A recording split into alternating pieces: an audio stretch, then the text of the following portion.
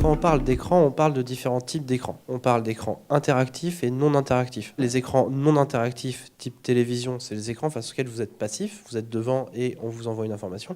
Les écrans interactifs, c'est les écrans face auxquels vous êtes actif. Ça veut dire que vous touchez l'écran et vous avez un impact sur ce qui se passe dans cet écran. Avant 3 ans, les écrans non interactifs n'ont pas d'intérêt pour l'enfant, parce que l'enfant ne comprend pas ce qu'il reçoit, il reçoit une quantité de stimuli et tout ça.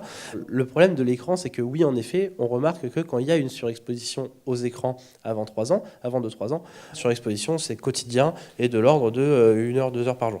Il y a en effet, comme ça a été dit tout à l'heure, un impact sur le développement du langage. On va voir que l'enfant, quand il va arriver au moment où il va développer donc son langage, il y aura moins de mots dans le vocabulaire que s'il n'était pas surexposé.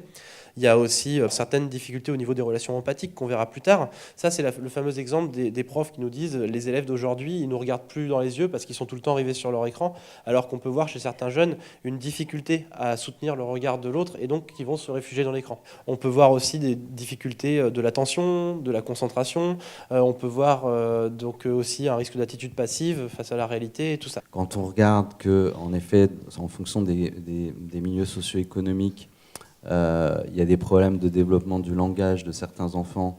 Quand on sait aussi que ce sont dans ces familles où l'écran, souvent la télé tourne en boucle pendant 5, 6, 7 heures par jour et que les enfants sont face à ces écrans passifs, d'où vient le problème? Est-ce que c'est vraiment les écrans ou est-ce qu'il ne faut pas aussi prendre un petit peu de hauteur, recontextualiser les choses par rapport à un réel besoin d'accompagnement de ces familles autour de l'exercice de leur parentalité? Je vous rappelle qu'il y a, selon certaines statistiques, un enfant sur 4 qui naît dans ce pays avec un profil sur Facebook avant même d'être sorti du ventre de maman. On est dans une surenchère à créer de l'image et du contenu et une identité numérique à nos enfants avant qu'ils ne naissent, et pendant tout leur parcours de vie après.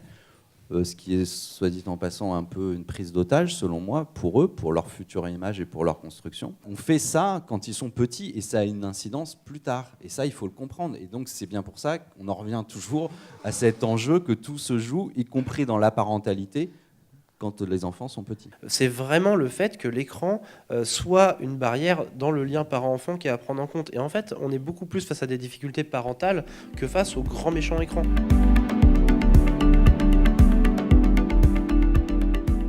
L'écran, c'est aussi un formidable support pour l'échange, pour le partage et tout ça. Par exemple, à partir de 3 ans, si on regarde ensemble un dessin animé, qu'on fait pause quand la scène est trop compliquée pour en parler, qu'on en parle avant, qu'on en parle après et qu'on cadre le truc, là, c'est vraiment un temps de partage et c'est génial. Et c'est pour ça que si, avec un enfant, on joue ensemble sur une tablette numérique, par exemple, et qu'on s'amuse et que l'enfant voit que le parent s'amuse avec lui, là, c'est intéressant. Et c'est parce qu'on n'est pas sur de la relation à l'écran.